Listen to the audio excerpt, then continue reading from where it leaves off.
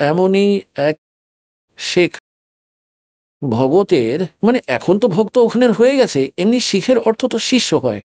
তাদের আমি এই বাণী শুনিয়েছি আমার সঙ্গে যখন অল্প ভক্ত ছিল আর আশেপাশে বসে থাকতো, তখন আমি বললাম কি वे कबीर की नानक कीती वाह सिखा गग्गल पड़ी अब कौन छुटावे ता।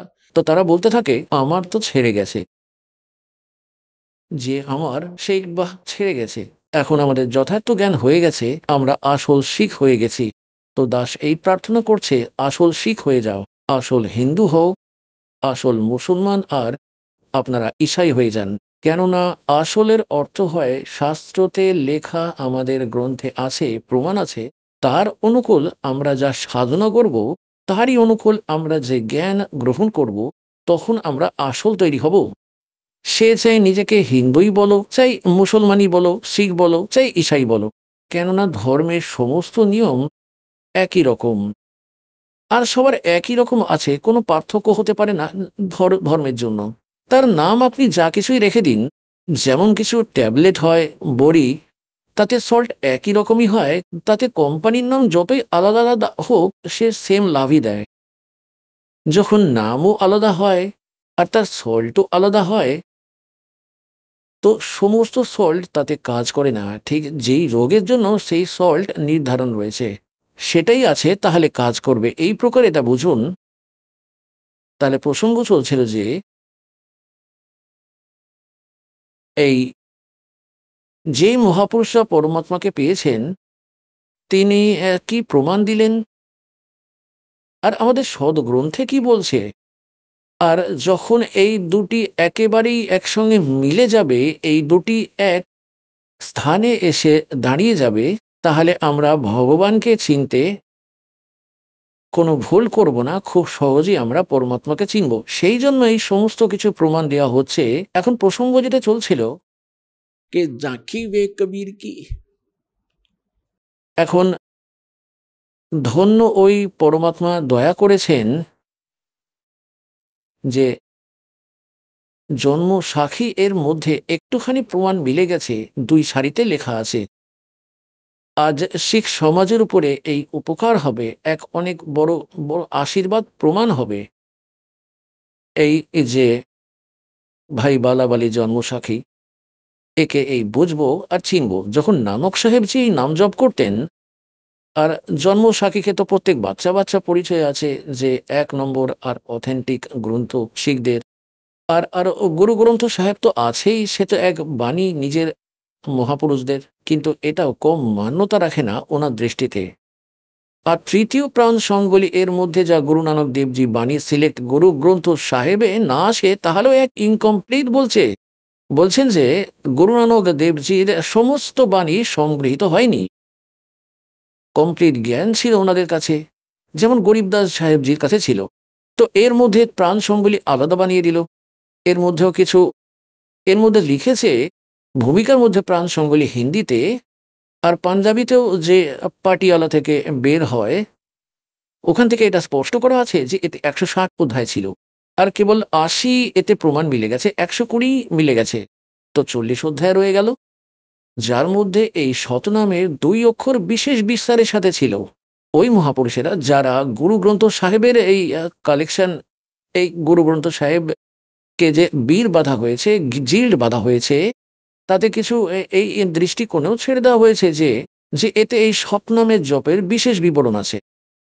নিঃশ্বাসের জপের প্রাণ সংবলি এই জন্যই বলা হয়।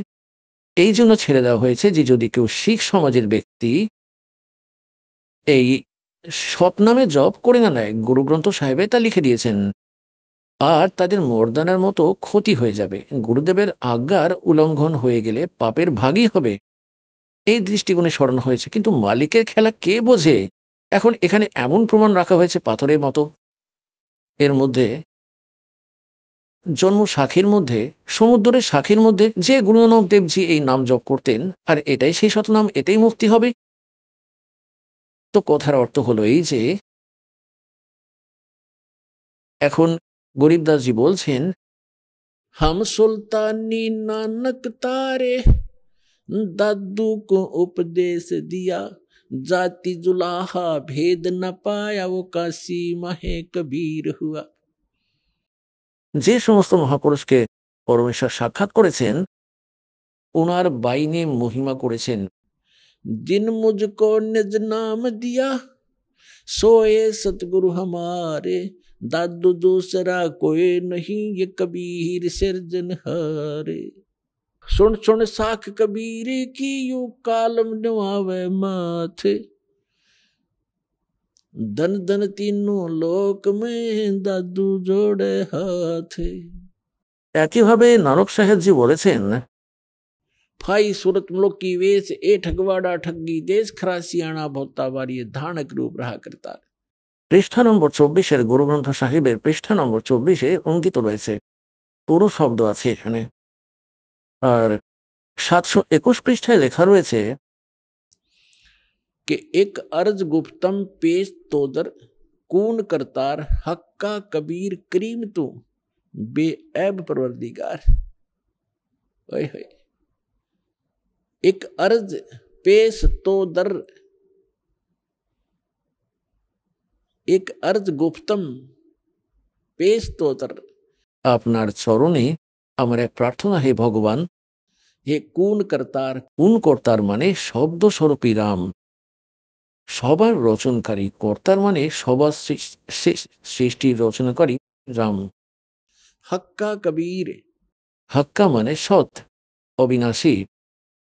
सच्चा सत्य कबीर, সৎ সৎ কবির, সত্য কবির। करीम तू করিম মানে দয়ালু। बेऐब परवरदिगार। আপনি বেএব মানে নির্বিকার, পরবর্তীকার মানে সবার, যে সবার ভালো চায় আপনি হন কবি সাহেব। কবি সাহেব স্পষ্ট লেখা আছে। আরো অনেক জায়গায় 731 পৃষ্ঠাতে গুরুগ্রন্থ সাহেবে লেখা আছে, के नीच जात परदेसी मेरा, थिल आवे तिन जावे, खिन आवे तिन जावे, जाकी संगत नानक रंदा कैसे मोड़ा पावे। नीच जात परदेसी मेरा। ওই নিচু জাতের তোমরা বলো, তিনি পরদেশী, তিনি আমার মালিক। আর কোনো শঙ্ক আছে আমার, তিনি এক সেকেন্ডে এখানে বসে আছেন, দ্বিতীয় সেকেন্ডে তিনি সচখণ্ডতে। পরমাত্মা বলেন যে छिन पहुंचूंगा छिन एक में जन अपने के काज, अरण्य से पूजो मार दो मन नरसिंह दडलो साज। আরো সমস্ত মহাপুরুষগণ। তো এই প্রকার দাস আপনাদের কোথায় আনতে চাইছে? গীতার অধ্যায় নম্বর 15 শ্লোক নম্বর 1 আমরা আবার ফিরে আসি, যে উল্টো ঝোলানো সংসাররূপী বৃক্ষের সমস্ত বিভাগের বিষয় বলে দেবে সবেদবেদ। তিনি তত্ত্বদর্শী সন্ত, তিনি সদ্গুরু। सतगुरु आए दया करी ऐसे दीन दयाले, बंदी छोड़ वृत्तास का जठरग्नि प्रतिपाले। এখন কি বলা হয়েছে যে সদ্গুরু এসেছেন? এই সদ্গুরু শব্দকে আপনার হৃদয়ে বিশ্বাস করানোর জন্য বোঝাতে সদ্গুরু কাকে বলা হয়।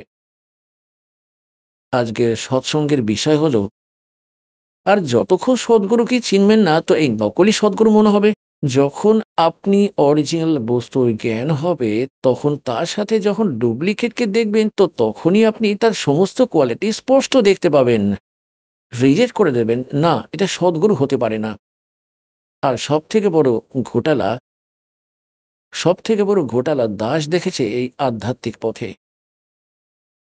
100% ঘোটালা, 100%। वो तेरा गजब भैया। এত অমূল্য কাজ, এত অমূল্য জীবন, এর ক্ষতিপূরণ তো কোনো দিনও হতে পারে না। যা আপনার সাথে হচ্ছে ধোঁকা। এই নকল সাধু আর গরু আর আচার্য আর শঙ্করাচার্য স্বামী এর সর্বনাশ করছে কাজী মোল্লা আর এই পণ্ডিতরা। তো পুণ্যাত্মাগণ এত তো কখনোই গোলমাল দেখেনি দাস অন্য কোনো ক্ষেত্রে। আর সব থেকে মূল কাজ জীবের এটাই মানুষের, আর এনারা শেষ করে দিয়েছে। তো এখন সামলে যাও। আর এটা বড় কথা নয়, তারাও ভগবানের সন্তান। কাল থেকে মিসগাইড আছে ওই সন্ত মহাপুরুষ, এরাও ভগবানের সন্তান। দাসের তাদের কাছে প্রার্থনা যে আপনারা পুনরায় বিচার করুন। আর দাস যে এত সংঘর্ষ করে অগ্রসর হচ্ছে পরমেশ্বরের সহযোগে, আপনাদের সকলের জন্য পরোপকার করছি। আমার কোনো স্বার্থ নেই, কেবল পরমার্থের জন্য পা রেখেছি। আর শেষ নিঃশ্বাস অব্দি সত্য বলতে থাকবো, কেননা এতেই আপনাদের কল্যাণ হবে।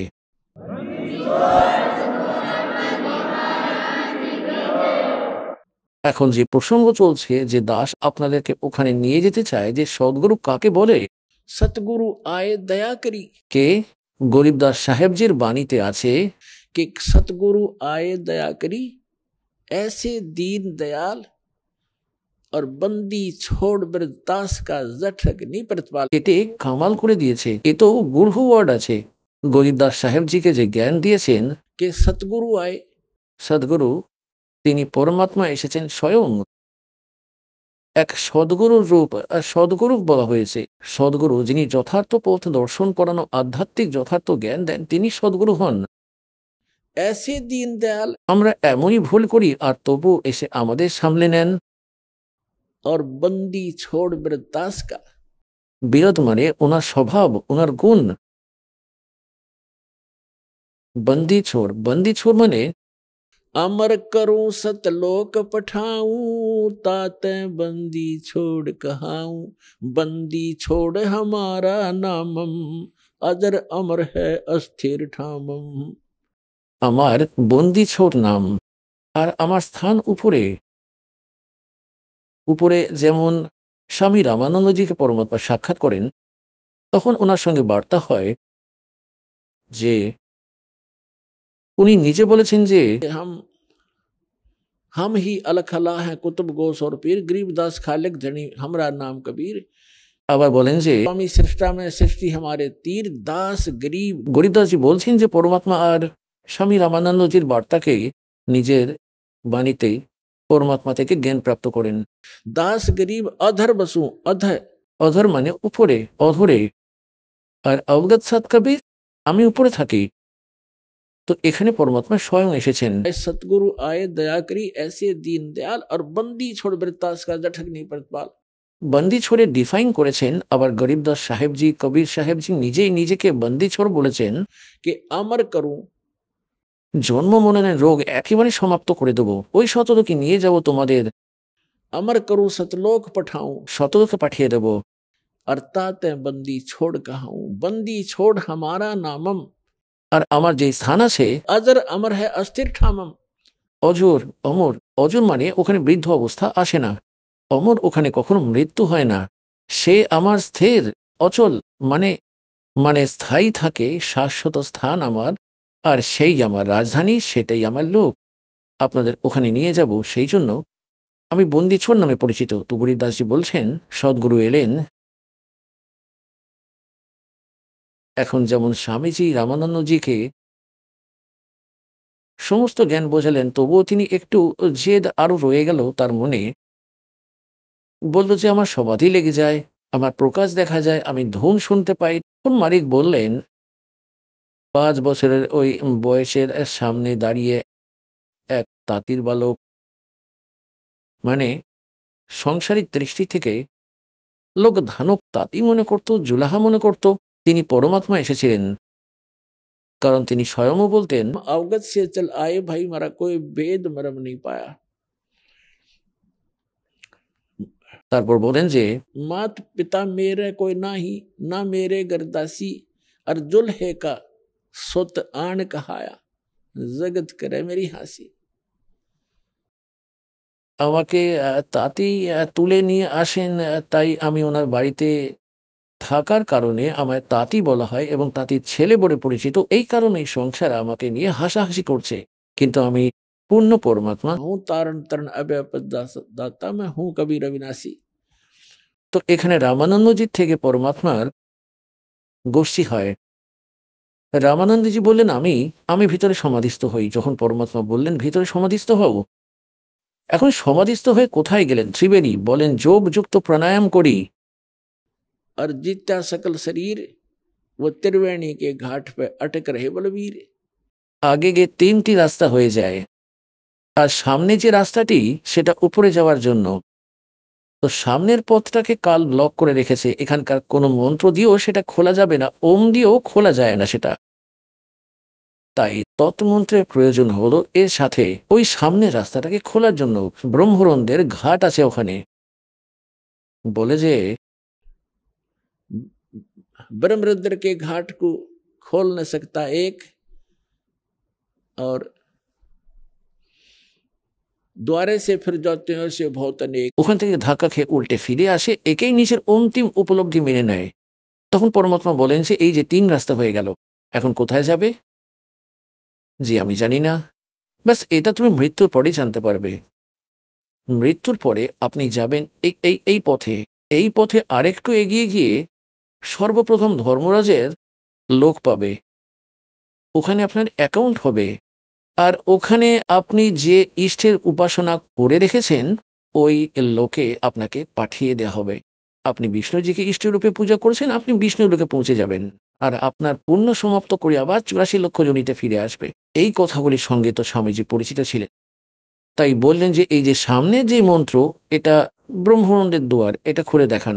যে কোনো মন্ত্র দিয়ে, যে কোনো যোগে, যে কোনো সাধনায় সমস্ত কিছু করলেন কিন্তু খুলল না। তখন পরমাত্মা বলেন আমি খুলবো এটাকে, যে খুলুন। তখন পরমাত্মা বলেন আমি শতনামে জপ করব শ্বাসের দ্বারা, আর তোমার এই গেট খুলে যাবে ব্রহ্মরন্দের। তো শতনামে জপ মালিক করলেন, এটা তো লীলা ছিল, তিনি তো এমনিতেই খুলতে পারতেন, কিন্তু এটা আমাদের জন্য হাতিয়ার বলে গেলেন। একদম সেই কপাট খুলে গেল, सतगुरु खोल ले बजर कपाटा। বজ্রের দরজা খুলে গেল একদম এক ঝটকায়। আর তখন পরমাত্মা রামানন্দজিকে নিয়ে গেলেন উপরে, কালকে দেখালেন তার ব্রহ্মাণ্ডের ভিতরে 3 স্থিতি স্থান দেখালেন, যেখানে রজগুণ প্রধান ক্ষেত্রে, ওখানে তমগুণ প্রধান ক্ষেত্রে, ওখানে শতগুণ প্রধান ক্ষেত্রে আছে, ওখানে সেই 3 পুত্রের উৎপন্ন করে। আবার উপরে তপ্ত শিলা দেখালেন। আবার 11তম দরজা পার করলেন, সেই 11তম দরজায় প্রবেশ হতেই এই 7 সংখ্যা ব্রহ্মাণ্ড, যেটা অক্ষর পুরুষের, তার মধ্যে প্রবেশ হয়। আর সেই শতনামের যে দ্বিতীয় মন্ত্র আছে তৎ, এর শক্তিতে, এর কামাইতে এর মধ্যে প্রবেশ করা যায়। তারপরে 12তম দরজা আছে, যেটা অক্ষর পুরুষের লোকের সীমা পার করে ভ্রমর গুফাতে প্রবেশ করতে হয়। ওই ভ্রমর গুফা থেকে আগে শতলোক এসে যায়। ভ্রমর গুহা তো এমনি প্রত্যেক লোকেই যাবার জন্য রাস্তায় আসে, প্রত্যেকের তার নিজের নিজের সীমানা সবারই বানানো আছে। এখন সেই 12তম দুয়ার পার করে শতলোক আসে। এখন অব্দি কেউ দশমে দশমে করে খুব চেঁচামেচি করছিল। এক জম্মুর রাঞ্জরিতে মধু পরমহংস নামে পরিচিত, কখও জানে না সে, তিনি ভুল করে 11তম দুয়ারে পড়ে নিয়েছে কবির সাহেব গ্রন্থ সাহেব থেকে, কবির সাগরের বুক ঠোকে বলে 11তম দুয়ার পেয়ে গেছি। কেউ জানে না ব্রহ্মাণ্ডের সম্বন্ধে, 11তম দ্বার পেয়ে গেছি। তো সে তো পেয়ে গেছে, ঠিক যেমন হাসিতে হ্যাঁ লেখা রয়েছে সেই বোর্ডে সামনে বারোয়ালা, আগে পড়ল না যে 30 কিলোমিটার 35 কিলোমিটার। তো এখানে সেইটাই কথা যে কবির সাহেবের বাণীতে 12তম দ্বার বলেছেন। द्वादश दर मत बस मोरा बालुम ताहवा ध्यान लगाओ हो। গরিবদাসজি বলছেন যে क्या संग जन्म तना मरता होगे जीवित क्यों नाम रह रे, और द्वादश दर मद महल मठ बोरे बहुर ना दे धरे रे। ওই 12তম দুয়ার পার করে সেই স্থানে যেখানে পুনর্জন্ম হয় না। তো এইভাবে যখন রামানন্দজিকে উপরে নিয়ে গেলেন, আর সিংহাসনের উপরে এক গম্বুজের মধ্যে অনেক বড় সুন্দর সিংহাসন, সাদা রঙের, সেই মালিকের মাথার উপর মুকুট রয়েছে, আর উপরে সাদা ছাতা আছে। আর মালিকের মুকুট থেকে খুবই সুন্দর, অতি সুন্দর, এক প্রকাশের চমক আলাদা, অদ্ভুত সুন্দর। তো ওখানে গিয়ে রামানন্দজি দেখেন যে সত্যি ভগবান তো ইনি। তো কবির সাহেব চামট করতে লাগেন ওই পরমাত্মার উপর, নিচের থেকে বালক রূপে গিয়েছিলেন। কিছু সময় পরে ওই সিংহাসনের ওপর বিরাজমান পরমাত্মা দাঁড়িয়ে গেলেন, যার এক লোমকূপে কোটি সূর্য কোটি চন্দ্রমা মিলিয়ে দিলে যত নূর হয় ওই মালিকের কিরণের, সেটাও কম পড়ে যায়। কোটি সূর্য কোটি চন্দ্রমা কিরণ এক লোমকূপে, এতটাই শোভাদাতার। তিনি দাঁড়িয়ে গেলেন, আর কবির সাহেব বসে গেলেন ওই সিংহাসনে। অসংখ্য ব্রহ্মাণ্ডের সিংহাসন, 5 বছরের বালক বিরাজমান হয়ে গেলেন। রামানন্দজির বুদ্ধি তো এবারে ঘুরে গেল যে এই তাঁতির বালক আর এই পরমাত্মা দেখে সামনে দাঁড়িয়ে, এটা তো বুঝেই গেলেন এখন ওখানে এসে। আর তার উপরে বালক বসে গেল ভগবানের সিংহাসনের ওপরে, আর ভগবানও আসন ছেড়ে দিলেন। এতক্ষণে কি দেখলেন যে চাবর করতে লাগলেন। যে মালিক বসেছিলেন অসংখ্য অসংখ্য ব্রহ্মাণ্ডের স্বামী, আর 5 বছরের বালক সিংহাসনের উপর তক্তায় বসে এর উপরে চাবর করতে লাগলেন। এখন রামানন্দজির মাথা ঘুরছিল যে এটা হচ্ছেটা কি, এবারে কি হলো। তিনি চিন্তা করছিলেন এর মধ্যে ভগবান কোনজন। তেজময় শরীরে যে ভগবান ছিলেন, তিনি 5 বছরের বালক যিনি সিংহাসনে বসে আছেন ওনার মধ্যে মিলে গেলেন। আর ওখানে অতটাই তেজ ওই মালিকের 5 বছরের বালকের ওই শরীরের হয়ে গেল, এক এক লোমকূপের এতটা তেজময় হয়ে গেল। আচ্ছা, আমার নিজে নিজেই ঘুরতে থাকলো। তখন তিনি পরমাত্মা বললেন যে রামানন্দ, अनंत कोट ब्रह्मांड का एक रति निभार और सतगुरु पुरुष कबीर हैं ये कुल के सर्जना। গরিবদাসজি বললেন। তখন পরমেশ্বর বললেন যে আপনি এখন ভ্রমে ছিলেন বাচ্চা, যে আপনি এখন ভ্রমে ছিলেন বাচ্চা। স্বামীজি যখনই এবার ফিরে এলেন, আর পরমাত্মা বলেছিলেন যে শত নামে মুক্তি হবে, ওই ওম নামে নয়। তুমি ওই ওম নামের যা জোগাড় করছো, তুমি তো হাসি দেখে নিলে, কিন্তু 35 কিলোমিটার 35 পরনি যে বড়ওয়ালা ওখানেই বসে গেলে, থলে রেখে যে বড়ওয়ালা এসে গেছে। তখন ওনাকে নিচে ছেড়ে দেওয়া হলো। নিচে ছাড়তেই একদম সমাধি ভাঙলো, শরীর থেকে বাইরে হুশ আসলো। সমাধি কি জিনিস, ভিতরে আমাদের নজারা দেখানি বানানো আছে। এই এই বডির মধ্যে চ্যানেল লাগানো রয়েছে, যাকে কমল বলা হয়, কমল চক্র বলা হয়। এক সব থেকে নিচে গণেশজি চক্র আছে এই শিরদাঁড়ের হাড়ের মধ্যে, ব্যাকবোন বলা হয় যাকে। এর এন্ডে যেখানে গোদারের কাছে এটা সমাপ্ত হয়, পেট থেকে 2 আঙুল উপরে গণেশজি চক্র আছে। পদ্মের মতো পাপড়ি এক আকৃতি বানানো আছে। আর একে যখন ওই প্রথম মন্ত্র আপনাদের দেওয়া হয়, ওই সমস্ত কমলের অন, এই চ্যানেলের অন করার জন্য মন্ত্র দেওয়া হয়, কেননা এখন তোমরা সবার ভক্তিহীন আছো। আর এই সমস্ত কমল চেপে পড়ে আছে, যেমন গরু মহিষের দুধ না হয় স্তনে, যেই মহিষের দুধ হয়নি, মানে তার বাচ্চা জন্ম হয়নি, আর দুধ না থাকে, তখন ওই সময় তার স্তন কেমন ঝুলে থাকে। আর যখন আবার নতুন করে বাচ্চা জন্ম দেয়, আবার সেটা দুধে ভরে যায়, এরকম একদম যখন দুধ এসে যায় ফুলে যায়। এইভাবেই আপনার যখন ভক্তি স্টার্ট হবে, এই ভক্তিতেই আপনার আবার সমস্ত কমল খুলতে শুরু করবে। এখন তো এমন নুয়ে রয়েছে, আবার ধীরে ধীরে এমন করে নেবে এই মন্ত্রের ভক্তিতে। যে ওই মহাপুরুষ ঋষি মহর্ষি ছিলেন, তারা কি করতেন, তারা সাধনা করতেন হঠযোগ করে করে। তো হঠযোগ ভক্তি কে করবে আপনাদের বলেছি, যিনি পূর্বজন্মের সংস্কারী হবে। তারা ভক্তিতে লেগে রয়েছে, অসহায় সংঘর্ষ করছে, তাতে কোথাও যেতে হোক, যা কিছুই করতে হোক, ঘরও ত্যাগ করতে হয়, তারা তৈরি সবকিছু করার জন্য। কিন্তু রাস্তা না পাওয়ার কারণে সেই সব স্যাক্রিফাইসও ব্যর্থ হয়, ওই বলিদানও ভুল প্রমাণ হয় ওনারা সেই ভক্তি করতেই থাকতেন। সেই ভুল সমাধি লেগে যেত, তখন যে কোনো কমলে পৌঁছে গেল। মূল কমলে গণেশজি, আর তার থেকে 2 আঙুল উপরে সাবিত্রী ব্রহ্মাজির যেই সাধুচক্র রয়েছে। এবার নাভি যে সন্ধি আছে, নাভি আর পেছনে শিরদাঁড়ার উপরে নাভি কমল রয়েছে। এই 2 স্তনের মাঝে ঠিক এই যে এইখানে, এখানে হৃদয় কমল রয়েছে। নাভি কমলে বিষ্ণু আর লক্ষ্মীজির চ্যানেল আছে। ওনার লোকে যে কার্য চলছে এই বডির মধ্যে, সমস্ত কিছু দেখতে পাওয়ার, যার ওই চ্যানেল অন হয়ে গেল, চালু হয়ে গেল। এখন তো সব খারাপ হয়ে পড়ে আছে, কোনো কানেকশনই নেই আপনার কাছে, তা চলবে কিভাবে।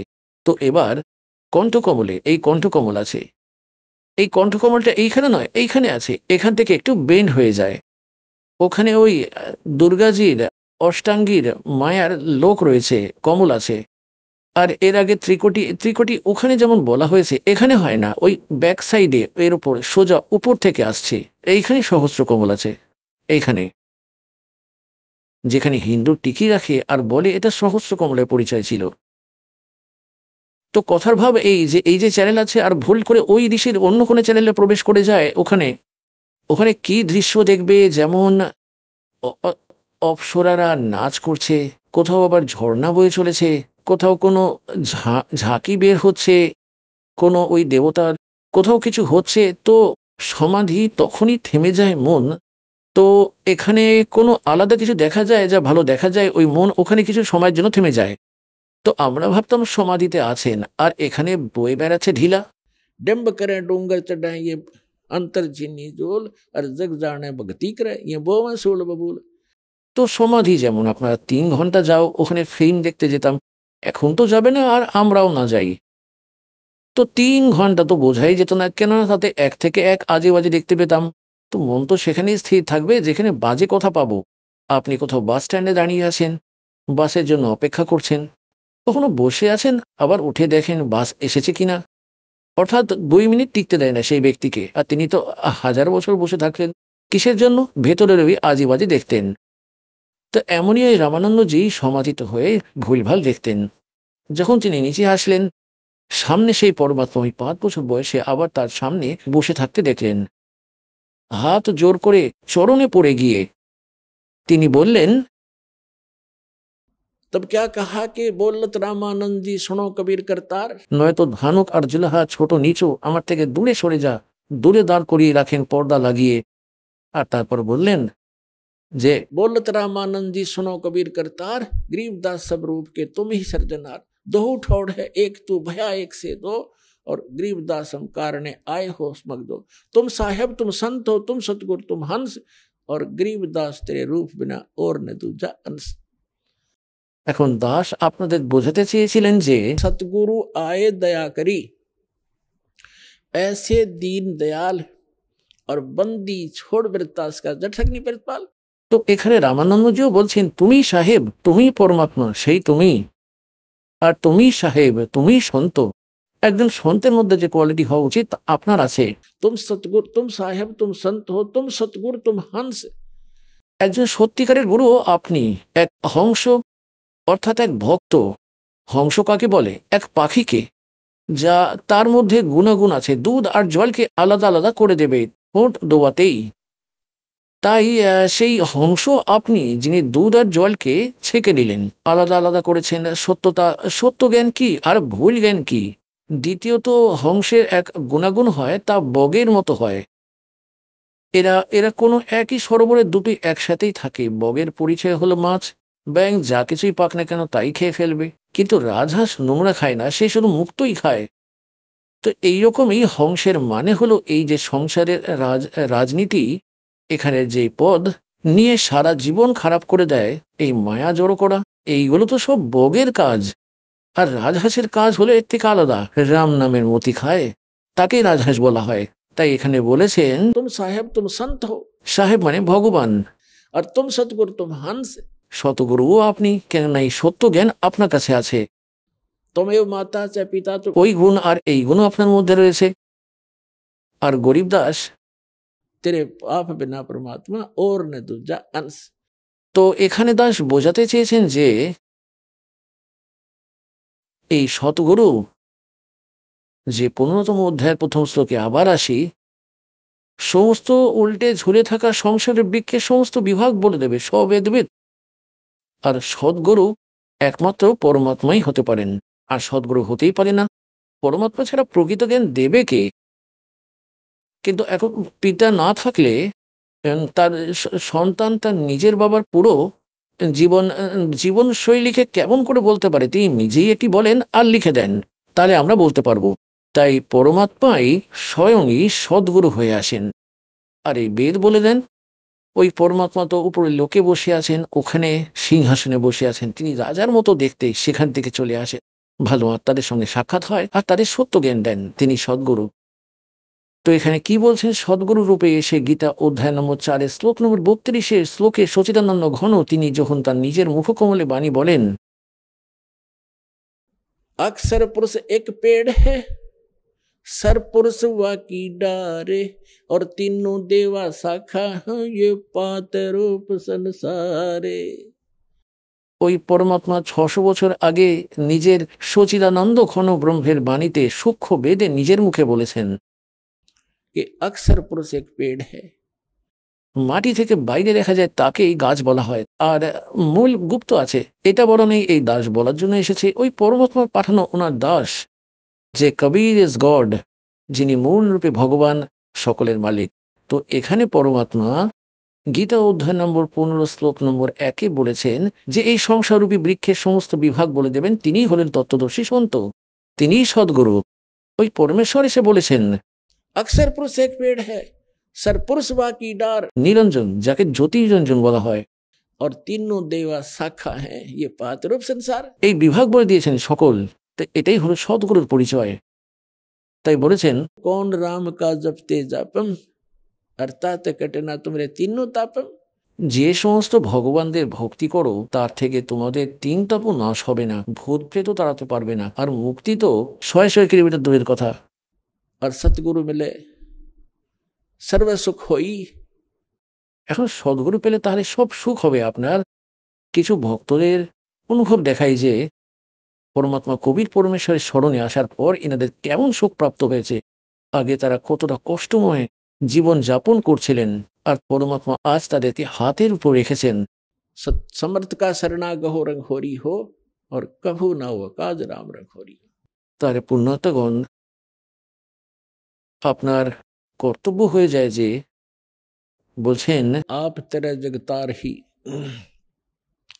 আপনার তো কল্যাণ নিশ্চিত যদি নিয়ম মর্যাদায় থাকেন আর ভক্তি করতে থাকো, আপনার আর আপনার পরিবারের তো কল্যাণ নিশ্চিত।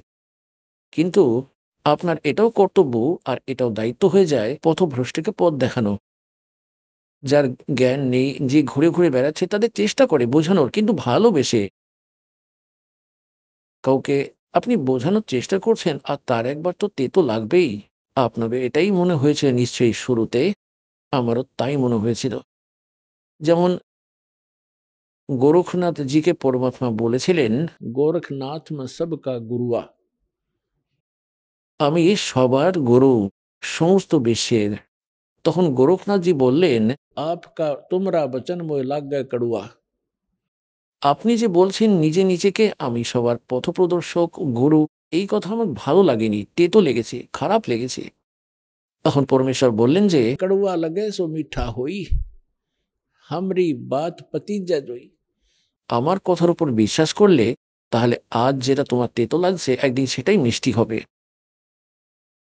তাহলে পুণ্যাত্মারা, আপনাদের কর্তব্য হয়ে যায় যে ওই পরমেশ্বরের সত্য জ্ঞানকে আপনার ভাই বোন এবং পুরো বিশ্বের সবাই আমার এক, সবার কাছে পৌঁছে দাও, জনে জনে পৌঁছে দাও। আমরা সবাই এক এক এক পরমাত্মা সন্তান।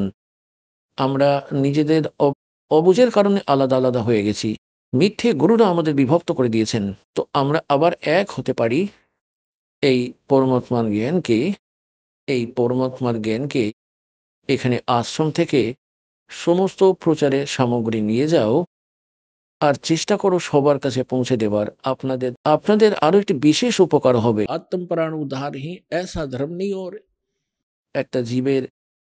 একটা জীবকে কালের ওই পাল্লা থেকে ছাড়িয়ে এনে শতলোক আশ্রমের সঙ্গে জুড়ে দেওয়ার এতটাই পুণ্য হবে, যেমন কোটি কোটি গরুকে কসাইয়ের হাত থেকে বাঁচালে যে পুণ্য হয়। তো আপনাদের এতটাই পুণ্য হবে। আপনিও প্রচার করুন, আর প্রেমের সঙ্গে করুন, কারোর সঙ্গে ঝগড়া নয়। কেউ যদি আপনাকে উল্টো পাল্টো বলে, নিজের ভাই বোন মনে করে যে সে তো জানে না, তার সঙ্গে বিরোধিতা না করে সামনে এগিয়ে চলো। যে শুনতে চাইবে তাকে জ্ঞান বোঝান, আর এখান থেকে পুস্তক নিয়ে ওখানে বিতরণ করো, আর সবার কল্যাণ করাও। বলো সদ্গুরুদেবের জয় হোক।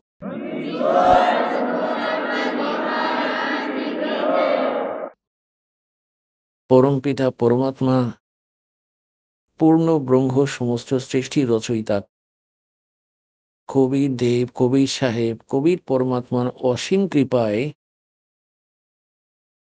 আপনারা সকল পুণ্যাত্মারা এই পবিত্র স্থলে পৌঁছাতে পেরেছেন।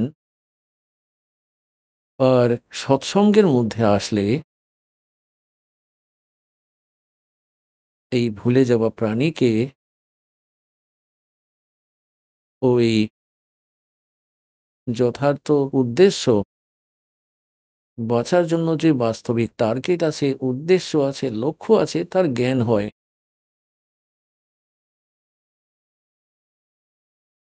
পরমাত্মা কবিজি সূক্ষ্ম বেদে বলেছেন, सतगुरु के दरबार में जाइयो बारंबारे,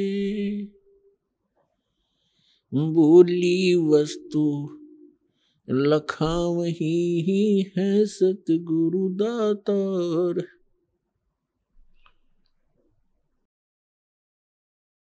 সদ্গুরুর দরবারে যাও বারংবার, আর উনি ভুলে যাওয়া বস্তু মনে করিয়ে দেবেন। সদ্গুরু হলেন দাতার।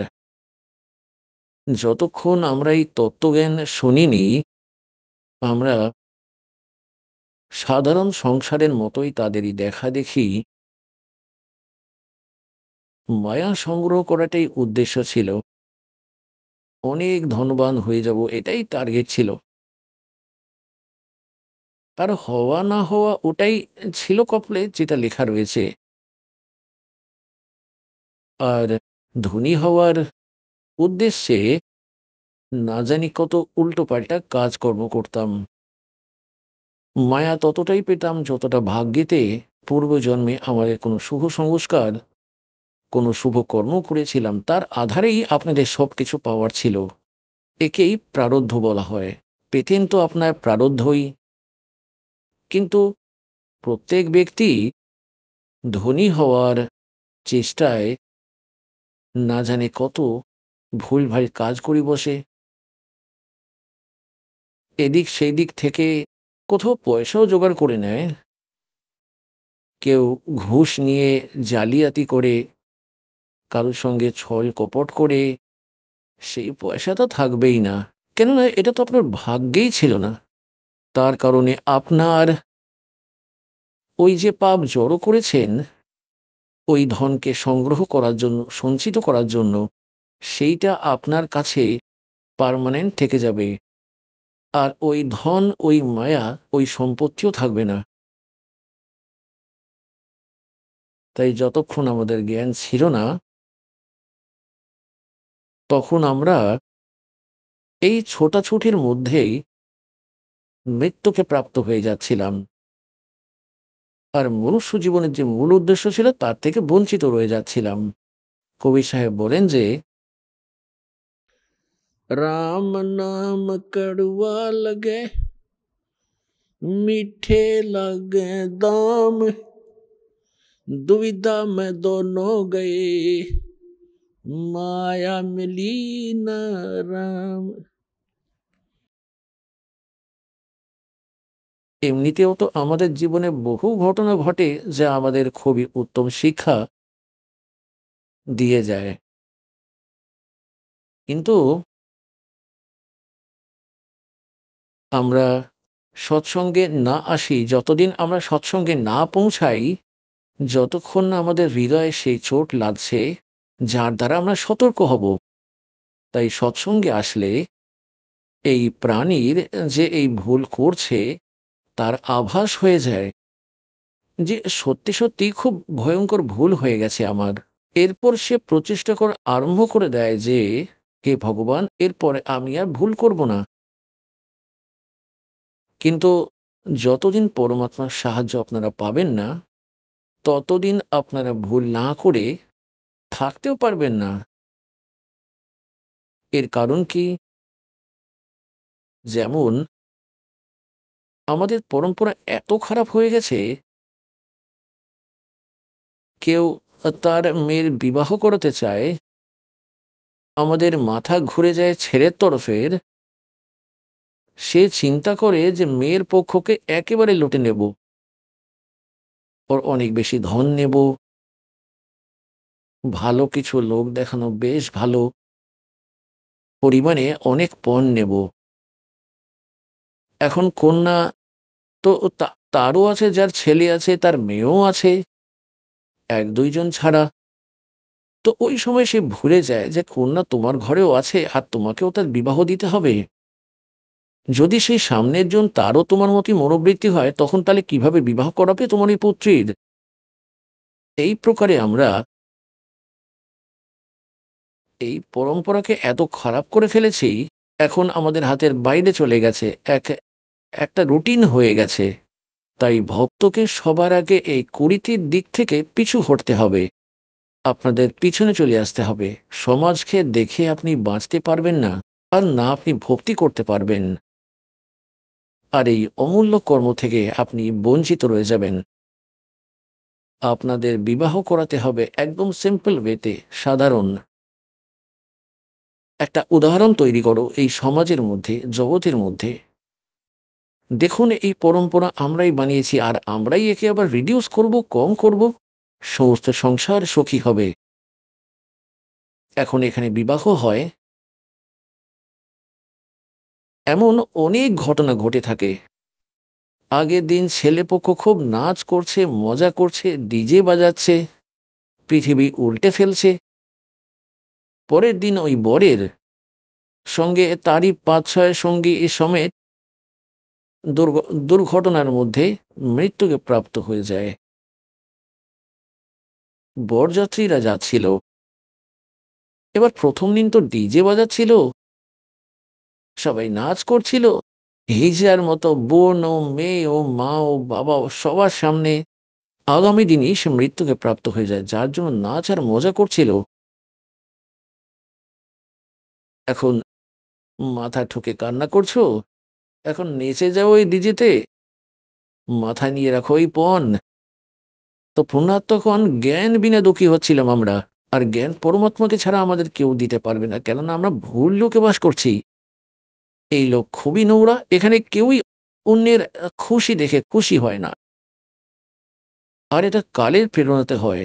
যখন আমরা ভগবানের স্মরণে আসব, আমাদের সদ্বুদ্ধি হবে, আর তখন আমরা ভগবানকে ভয় পাব।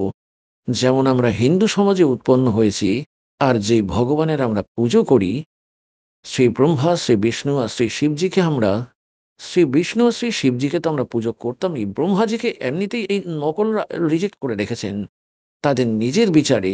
তবুও যখন আপনি সৃষ্টির রচনা পড়েন, পরমাত্মা কবিরজির বলে দেওয়া যা দাস আপনাকে বর্ণন করে শুনিয়েছে, তার মধ্যে আপনি দেখবেন যে যখন দুর্গাজি নিজের ৩ পুত্রের বিবাহ দিলেন, ওই সময় না কোনো বরযাত্রী ছিল, না কোনো কন্যাযাত্রী ছিল, আর না ওখানে কোনো লাড্ডু জিলিপি অকাজ করছিল। সিম্পল ওয়েতে বলে দিলেন, পুত্র এটা তোমার পত্নী, এর নাম হলো, ব্রহ্মাজিকে বললেন যে এটা তোমার স্ত্রী, এর নাম সাবিত্রী, এবার তুমি যাও নিজে সংসার গড়ো। বিষ্ণুজিকে বললেন এটা তোমার স্ত্রী, এর নাম লক্ষ্মী, যাও পুত্র নিজে সংসার গড়ো। আর তৃতীয় জনকে বললেন এর নাম উমা, যাও শঙ্কর পুত্র, যাও নিজের ঘর করো। এদের থেকে আমাদের এই সমস্ত সংসার এনাদের থেকে উৎপন্ন হয়েছে। তো পুণ্যাত্মাগণ, এই পরে যে শিবের বরযাত্রী আর ভূত আর প্রেত, এটা সম্পূর্ণ মিথ্যা দেখানো হয়। তো আমাদেরকে নিজের পুত্রীকে পরকে দিয়ে দিতে হবে, বচন দ্বারা হয়। আর ভগবানের যেই নাম মন্ত্র আপনারা পেয়ে যাবেন, ছেলে বা মেয়ে পাবে, তার মতো পণ এই পৃথিবীতে একটুও নেই। পরমাত্মার পাওয়ারের কানেকশন পেয়ে যাবে। সর্বদা সুখী রাখবেন ভগবান, তাদের সঙ্গে থাকবেন। তো আমাদের এই বিষয়ে ভয় থাকা উচিত যে আজ আমরা কারোর থেকে পণ নিচ্ছি, সেটা আমাদের উপর ঋণ চেপে গেল। আর এই ঋণ আমাদেরকেই দিতেই হবে। কখন মোষ হয়ে ওই মেয়ের তরফের আগামী জন্মে কোনো না কোনো বা গাধা হবে বা খচ্চর হবে, তার পুরো পাই পাই দিতে হবে। গরিবদাস সাহেবজি বলেন, तुमने उस दरगाह का मैल नहीं देखा और धर्मराज के तिल तिल का लेखा। এক একটা টাকার এক এক নয়া পয়সার হিসাব আপনাকে করতে হবে। তো এখানে পুণ্যার্থগণ, ভগবানকে ভয় পেয়ে আপনাদেরকে চলতে হবে। সমাজকে একদম বয়কট করতে হবে। বয়কটের মানে এই যে তাদের পরম্পরাগুলিতে সহযোগ না দেওয়া, না নেওয়া, আর সাধারণভাবে থাকা। ঠিক আপনার পূর্বজন্মের সংস্কার ভালো আছে, যদি কেউ ঘর বানায়, যাই হোক ঠিকঠাক বানায়, একটা গাড়ি নিয়ে নাও, মোটরসাইকেলও প্রাপ্ত করতে পারো, কেননা আজ কলিযুগ।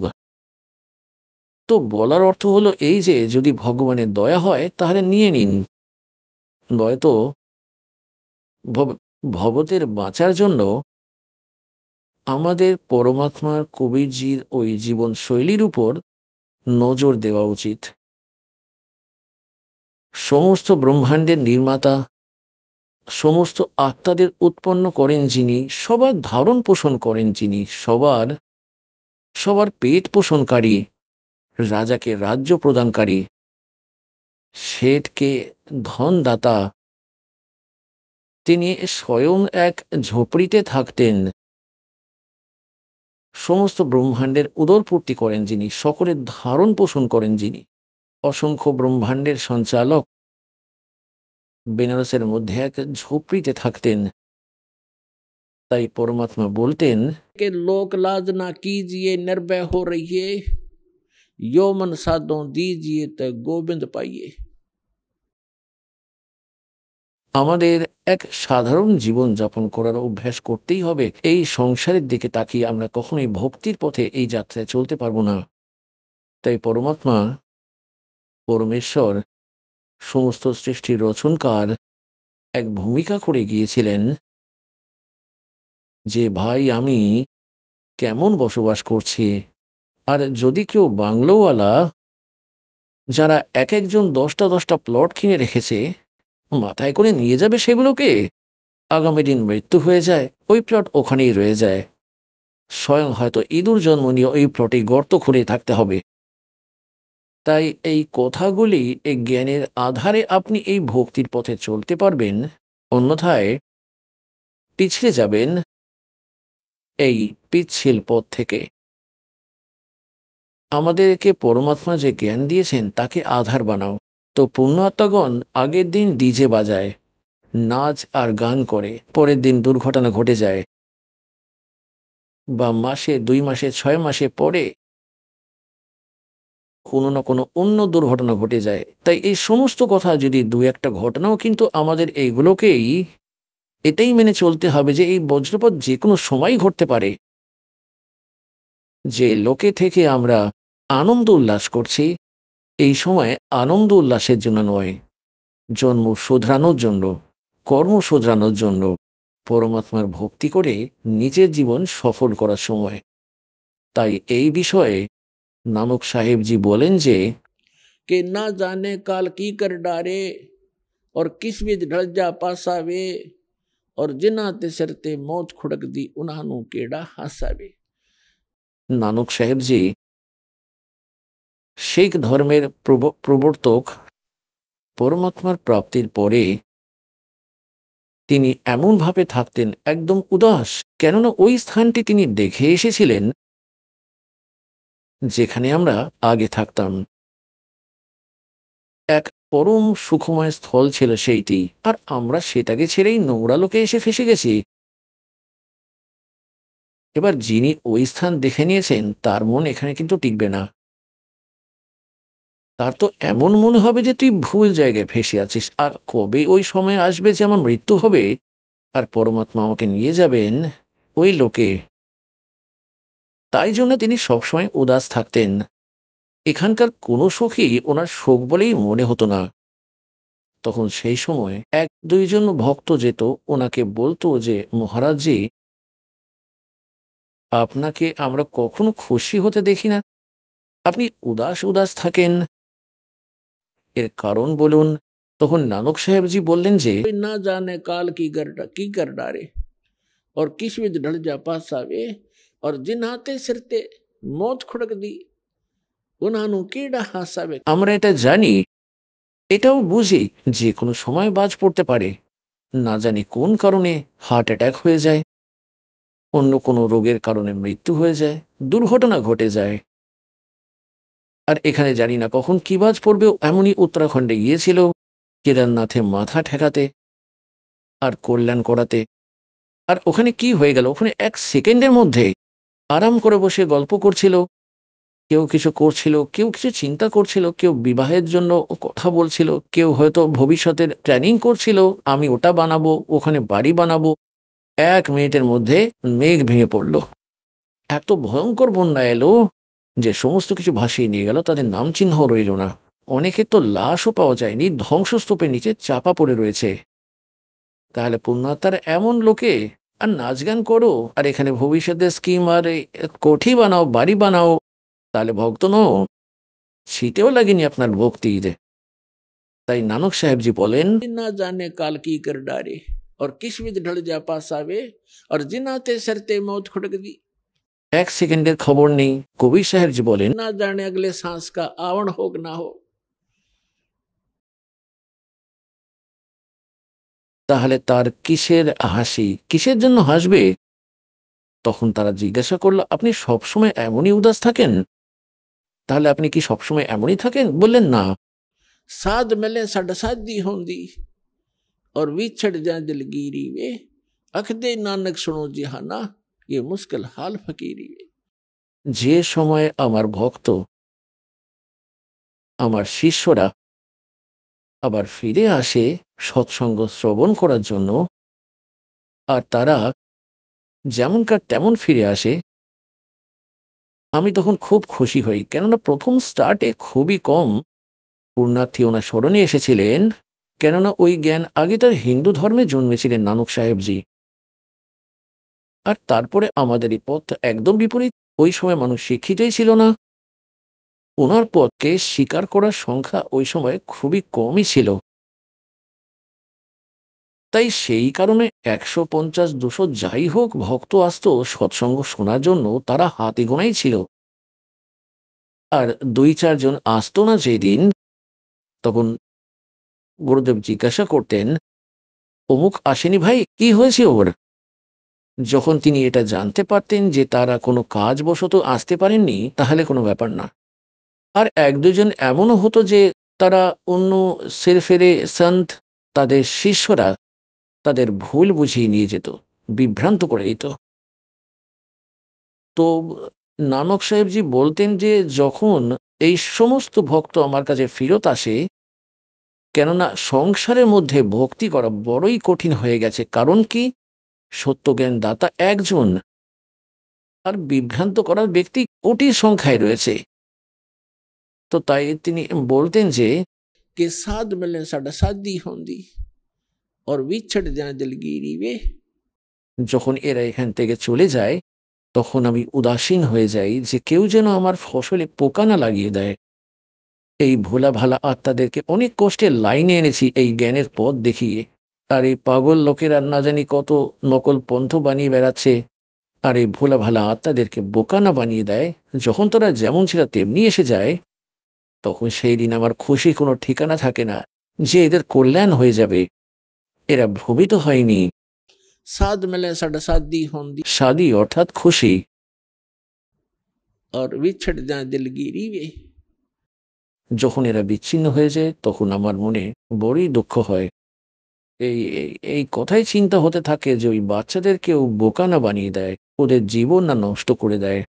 अख दे नानक सुनो जिहाना ये मुश्किल हाल फकीरी वे। এই ভক্তি করা বড়ই কঠিন। কারণ অন্য সাধনাগুলি তো পরম্পরাগত, ওখানে তো কেউ বলবারই নেই যে আপনি এটা করবেন না, কারণ এটা ভুল।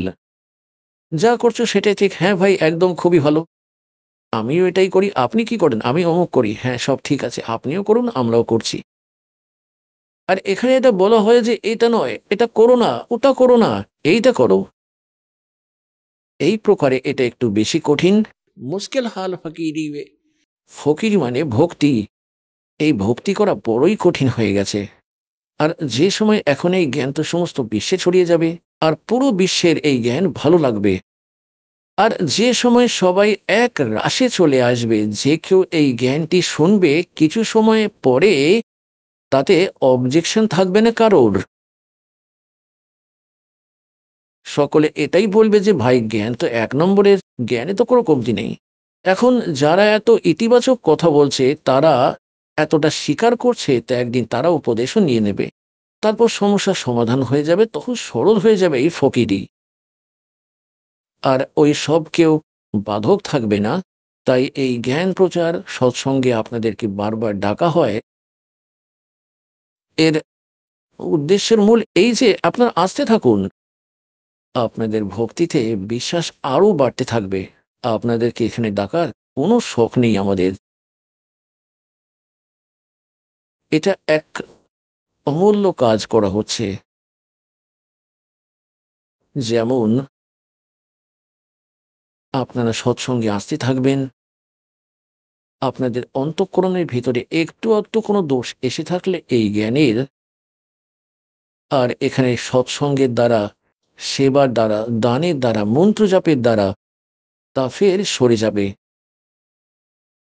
এখন পুণ্যাত্মাগণ, আপনারা তো বালক, ছোট ছোট বাচ্চারা হয় না? আর সেই মাতা কি করে?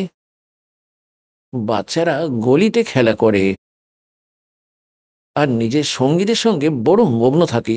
মা জানে তাকে দুধ আর খাওয়ানোর, দুধ পান করানোর সময় হয়ে গেছে। মা তাকে ডেকে নিয়ে আসে যে, আয় বাবা দুধ খেয়ে নে। সে বলে, না না, আমি খেলা করছি। মা তো জানে যে দুধ খাওয়ানো একে অনিবার্য, নয়তো এ দুর্বল হয়ে যাবে ছেলে, তাই তাকে ধরে নিয়ে আসে আর তাকে বলে যে, নে দুধ খেয়ে নে, বা যাই হোক সে খাবার খাওয়ায়। তো সে তাড়াতাড়ি দুধ পান করছে। দুধ খেতে খেতেও তার এটাই মনে হচ্ছে যে মা একবার ছেড়ে দিক, আমি আবার যাব গিয়ে খেলবো। মা পান করিয়ে তাকে দুধ আর ছেড়ে দেয় যে যা খেলে আয়।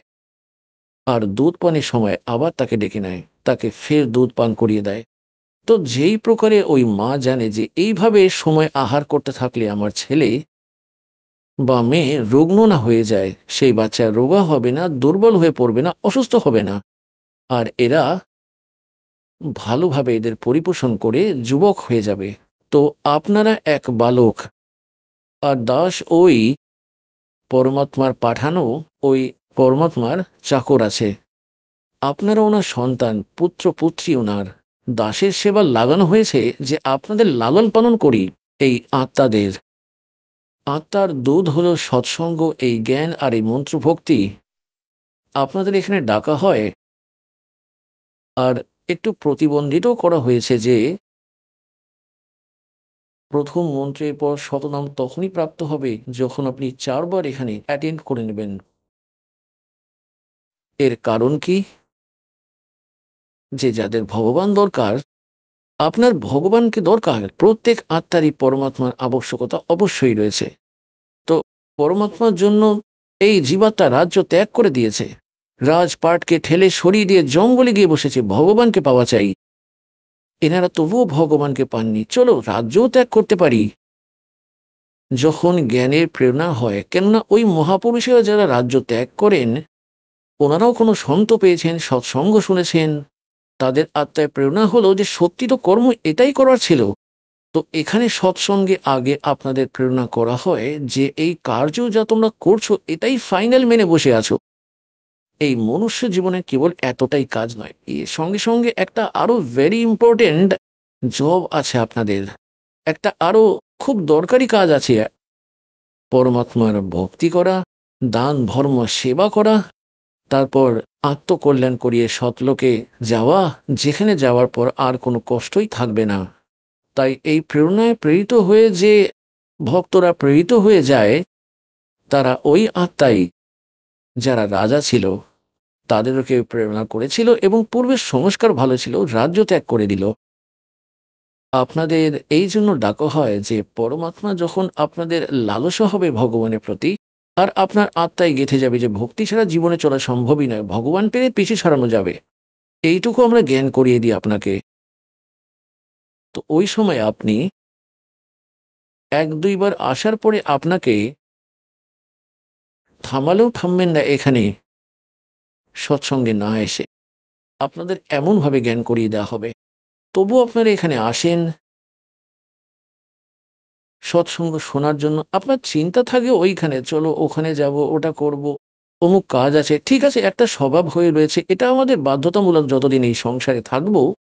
এতটা চিন্তা আর আর ভবিষ্যতে যা আমাদের নিজেদের প্ল্যানিং আছে সেটা করতেই হয়। কিন্তু এখানে আপনার কেউ 1 দিন থাকেন, কেউ 2 দিন থাকেন, কেউ আবার 3 দিনও থেকে যান। আপনাকে ওই দাস ওই মায়ের মতো দুধ পান করিয়ে দেয় আর আবার ছেড়ে দেয় যে যাও খেলে আসো তোমরা তোমাদের ওই খেলনা নিয়ে, আর আবার চলে আসবে আর এসে আপনাকে আবার পরিপূর্ণ করে দেওয়া হবে। এই প্রকারে আপনার আত্মা ন্যাচিওর হয়ে যাবে, যুবক হয়ে যাবে, ভক্তি যুক্ত হয়ে যাবে। তারপরে আপনার আগামীতে আসা বিপদগুলি বন্ধ হয়ে যাবে, কেননা পাপ নাশ হয়ে যাবে। পুণ্য আপনার বৃদ্ধি পেয়ে যাবে।